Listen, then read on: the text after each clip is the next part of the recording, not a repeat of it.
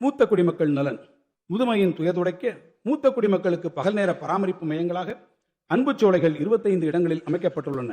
அண்மையில் மாற்றுத்திறனாளிகள் மற்றும் வயது முதிர்ந்தோர் சிரமமின்றி பொருள்கள் பெற வேண்டும் என்ற மென்மையான நோக்கத்தில் அவர்களின் இல்லத்திற்கே பொருள்களை நேரடியாக கொண்டு சென்று விநியோகிக்கும் முறையினை தாயுமானவர் திட்டத்தின் கீழ் இந்த அரசு நடைமுறைப்படுத்தியுள்ளது. இத்திட்டத்தின் கீழ் இதுவரை 27,40,703 தகுதியுடைய பயனாளிகள் பயன்பெற்றுள்ளனர். மாற்றுத்திறனாளிகளின் நலன். Democracy is not merely a form of government. It is primarily a mode of associated living of conjoint communicated experience. It is essentially an attitude of respect and reverence towards fellow men என்றார் doctor Ambedkar. மாற்றுத்திறனாளிகளின் வாழ்வாதாரத்தை மேம்படுத்தும் இந்த அரசு அவர்களுக்கு உரிய அதிகாரம் கிடைத்திடுவதற்கான நடவடிக்கைகளை மேற்கொண்டு வருகிறது.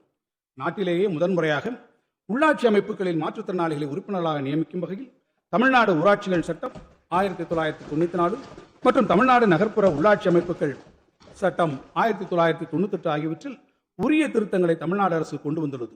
இதன் மூலம் உள்ளாட்சி அமைப்புகளில் இதுவரை 3632 மாற்றுத்திறனாளிகள் நியமன உறுப்பினர்களாக பொறுப்பேற்றுள்ளனர்.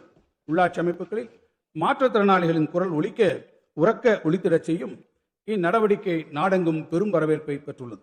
அரசு வேலைவாய்ப்பில் மாற்றுத்திறனாளிகளுக்கு 4% இடஒதுக்கீடு நேரடி நியமன முறையில் வழங்கப்பட்டு வரும் நிலையில் தற்போது பணி உயர்வு முறையிலும் இடஒதுக்கீடு வழங்கி அரசு ஆணையிட்டுள்ளது.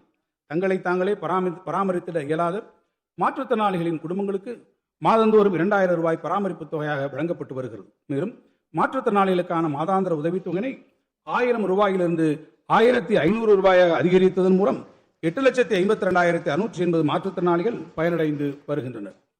2022 ஆண்டில் 1774 கோடி ரூபாய் உலக வங்கி உதவியுடன் 6 ஆண்டுகளில் செயல்படுத்தக்கூடிய தமிழ்நாடு உரிமைகள் திட்டத்தினை டிஎன் ரைட்ஸ் அறிமுகப்படுத்தி அனைத்து துறைகளின் சேவைகளை மாற்றுத்திறனாளிகளுக்கு ஒரே இடத்தில் கிடைப்பதற்கான நடவடிக்கைகள் மேற்கொள்ளப்பட்டு வருகின்றன. புற உலக சிந்தனை இல்லாதவருக்கு ஒருங்கிணைந்த மறுவாழ்வு சேவைகளை வழங்கிடும் வகையில் உயர்திறன் மையம் ஒன்று சென்னையில் அமைக்கப்பட்டுள்ளது. எல்லாருக்கும் எல்லாம் எனும் கொள்கை பாதையில் வலுவாது பயணித்திடும் இந்த அரசு மாற்றுத்திறனாளிகள் மலர்ந்த முகத்துடனும் தன்மான உணர்வுடனும் தம் வாழ்வை நடத்திடும் வகையில் அவர் தம் நலனில் தனி கவனத்துடன் செயல்பட்டு வருகிறது. மாற்றுத்திறனாளிகள் நலனுக்கு 2021-22 ஆண்டில் 814 கோடி ரூபாய் ஒதுக்கீடு செய்யப்பட்டது. இந்த நிதி ஒதுக்கீடானது 2025-26 ஆண்டில் 1433 கோடி ரூபாயாக உயர்ந்துள்ளது. இது மாற்றுத்திறனாளிகளின் நலன் காப்பதை இந்த அரசு தலையாய கடமையாக கருதுவதை தெளிவாக்கும். இந்த இடைக்கால வரவு செலவு திட்ட மதிப்பீடுகளில் மாற்றுத்திறனாளிகள் நலத்துறைக்கு 1471 கோடி ரூபாய் ஒதுக்கீடு செய்யப்பட்டுள்ளது.